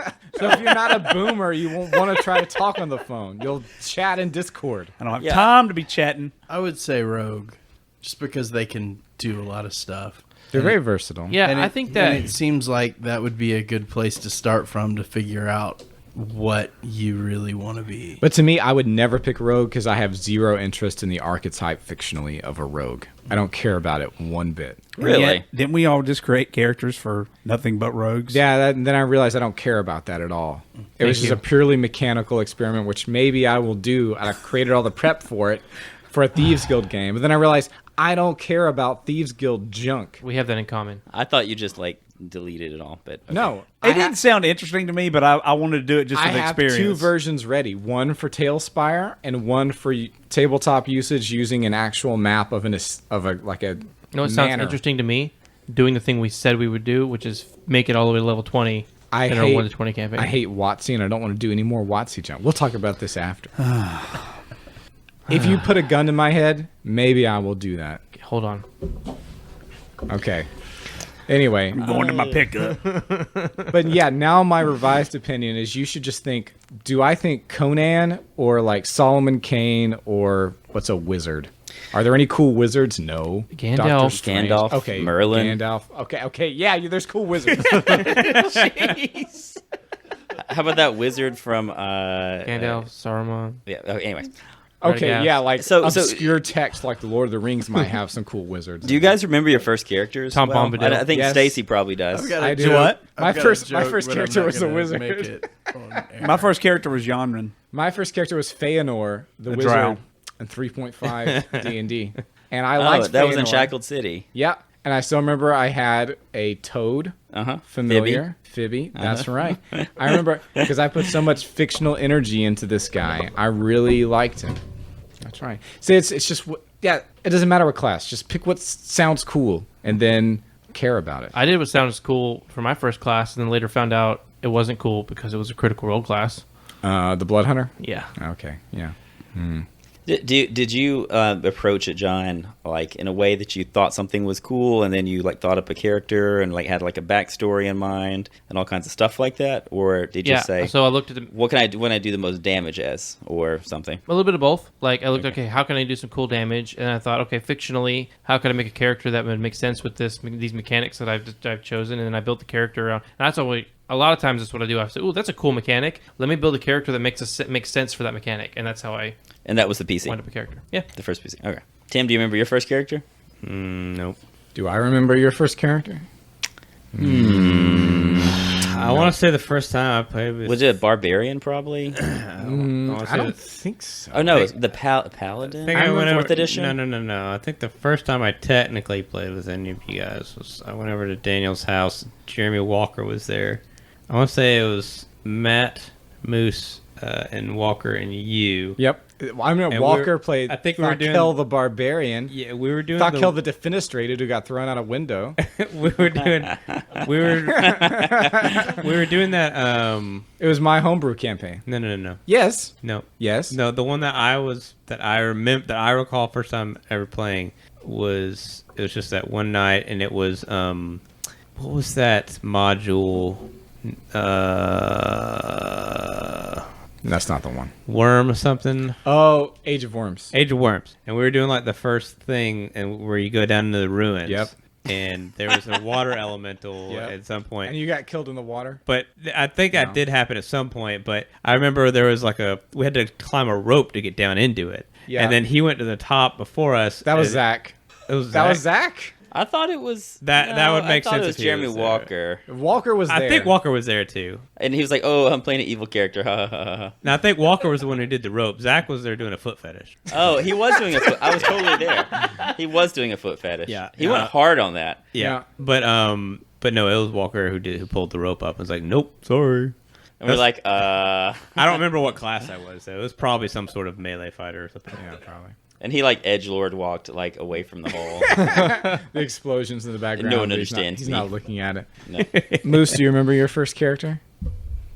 I remember being a monk back when your first homebrew campaign, because I remember I came to your house, and out come the D&D books. And I think, I can't do this. I can't follow D down this path of playing Dungeons and Dragons. I was not ready for that journey, because at this point, our relationship was mainly playing basketball together and lifting StarCraft. weights and playing StarCraft. And so yeah, but we played a homebrew campaign. It was a Yeah, lot this of is fun. this is a bunch of Chad you're listening to. Yeah. We just came from the gym, and we're going to go right back there. So I played after a this monk. recording I is just over. remember playing a monk and just having a lot of fun with that. I remember that. I remember that now. Yeah, That's with Alex, 3.5. and yeah, it was a lot of fun. Yeah, it was And a lot of that's fun. how we got started. And then from there, I remember Tim and I played a lot of 4th edition together. You played a clerik all the time. Yep, Lance lots of cleric Faith. time. Lance of 4th Faith. Edition. Yep. Yeah. Yep. Okay, that was good. I enjoyed that. Last question. D&D, help with a toxic player. I think we already know the answer to this question. Hello. I'm playing through a D&D campaign, The Curse of Strahd 5e, with my girlfriend, problem number 1, co-workers, problem number 2, and friends, problem number 3. Lately, I've been having a hard time keeping my cool with a fellow player I wouldn't call a friend, at least not after I discovered he makes derogatory remarks about my girlfriend behind my back. Ooh. The fun doesn't stop there, as he frequently disrupts the party and loudly throws fits when he doesn't get his way. He disrespects me to my face. Why haven't you killed him yet? challenge him to a duel. In When front of he- your girlfriend, too. You saying that in front of my GF? When he says he hopes I die and laughs. I had skipped over that. I didn't even realize that was in there. And laughs whenever I fail a saving throw. I think I just read the first 2 sentences and thought, okay, this is good. Go on. He has gone through 4 character sheets as he doesn't read up on classes or collaborate with the rest of the group. On one occasion, he has fled from a boss battle. I mean, respect. I can feel him there. Leaving all of us to die, save himself, and an irrelevant NPC that he believes he has claim over. This guy is actually awesome.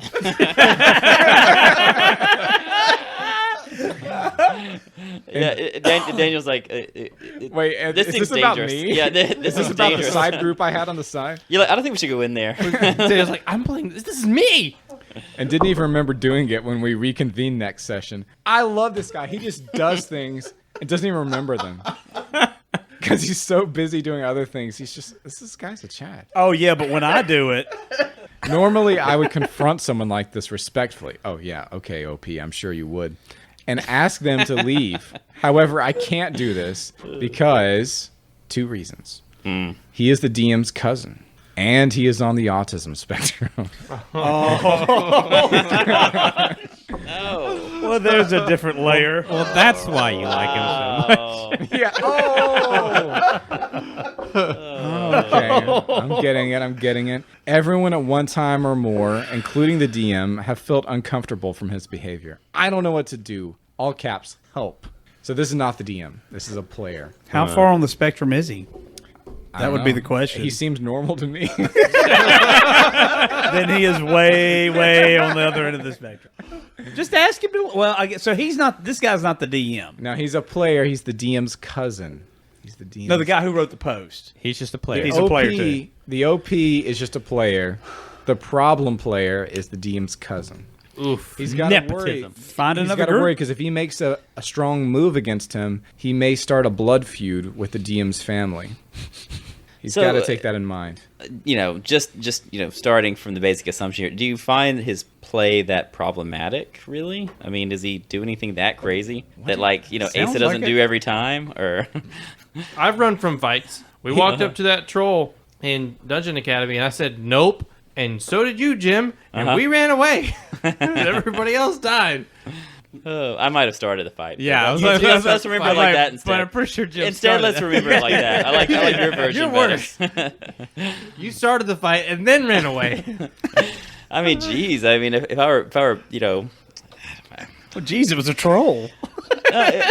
Jim's the real troll. Every challenge is also an opportunity. I mean, I feel like each of us has been guilty of almost every aspect of this stuff. So, like maybe just need to join like a toxic group of players. Is that like the most problematic thing he did is actually saying derogatory remarks about his girlfriend. Yeah. Maybe he's just telling the truth.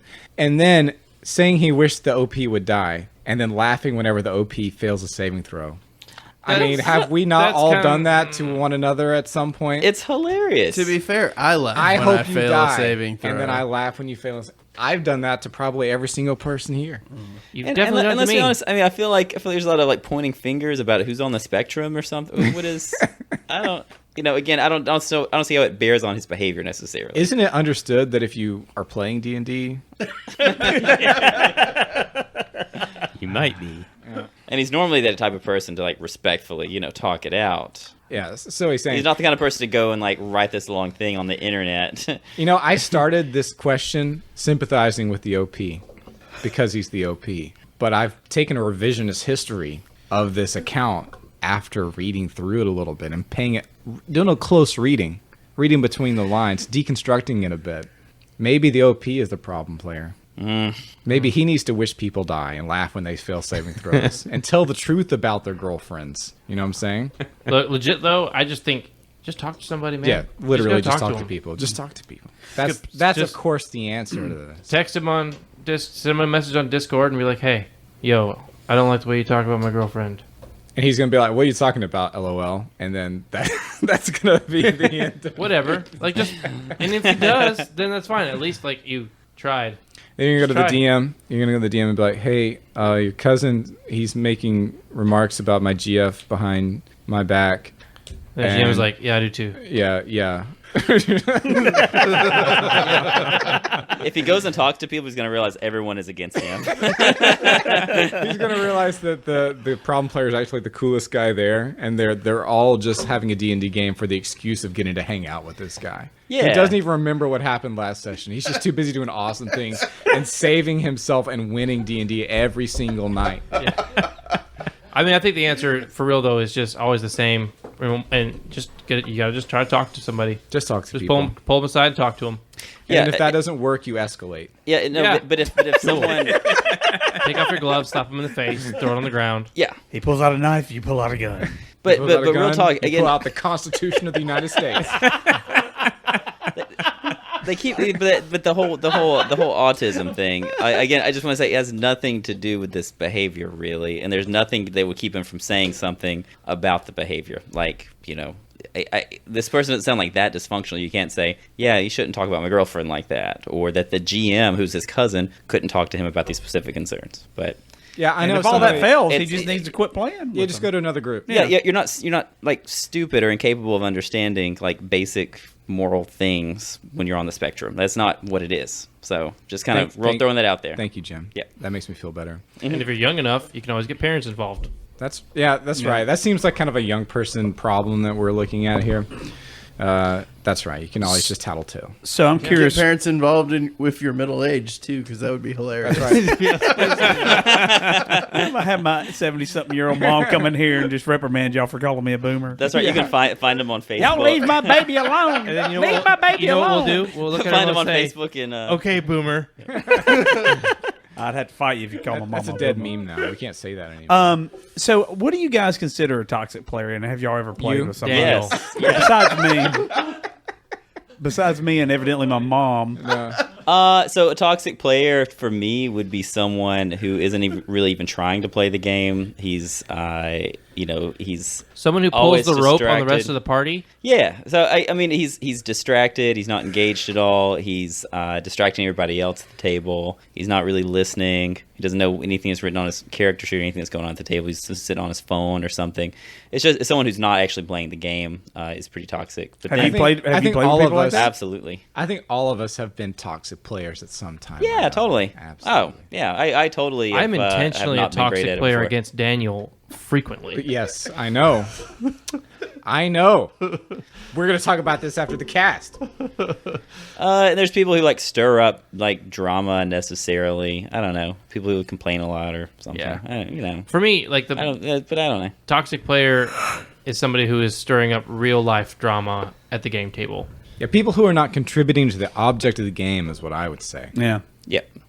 Or getting real life personal. I think that would be. Oh yeah. So I don't think we've really had players necessarily like that where they took it like really like beyond the table and took it very personally. But Not really. That could totally happen. That is conceivable. And I think that about wraps it up for us here.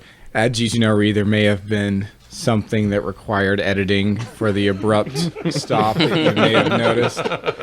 We won't go into details about what that was, but trust me, it was fine. It was toxic. It was too funny. Again, you'll have to go to the Patreon to hear that one. It's cost $50 a month, and if you are eligible to sign up for it, you will have received a DM. No, it's a $50 application fee yeah, to that's even be right. considered. There's a full background check. Yeah, there is. We have to make sure you're one of us. You sign up on the Patreon for $50 a month, and then we send you the application. That's right. Please don't do that. I will feel really bad, and I was like, refund you your money. Don't do that. Okay. Well, this has been a very long kind of Dear Gary episode. I guess it's mostly by volume Dear Gary, although by length of time, not quite half Dear Gary. And next time we do an episode, I don't know what it's going to be on. We're going to talk afterward tonight about what we want to do next. I know what I want to do next. But am I a dictator? Nobody else wants to do that. Am I the Augustus Caesar of this place? Yes. I guess we'll find out. I see the Rubicon. It's right over there. Am I going to cross it? Am I going to roll the dice? We'll find out. But in the meantime, whatever this is, 190 something, we hope you enjoyed it. And we're looking forward to July for more GG No Re content. GG No Re.